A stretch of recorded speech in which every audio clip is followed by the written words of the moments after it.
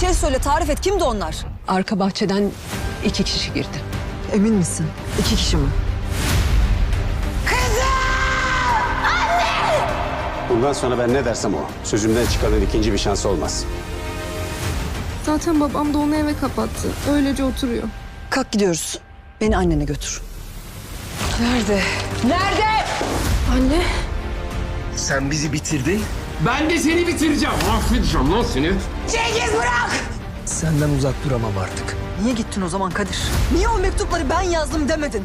Neden senin sevdiğin adam benim demedin? Neden? Kadir Karacasız mısınız? Bizim emniyete kadar geleceksiniz. Abinin ölümüyle ne alakan var? Çalınmadan önce yaşamadığım bir hayatım vardı. Bundan sonrası için bir umudum olsun istiyorum. Yaban yeni bölümüyle 5 Temmuz Cumartesi akşamı Star Plus'ta.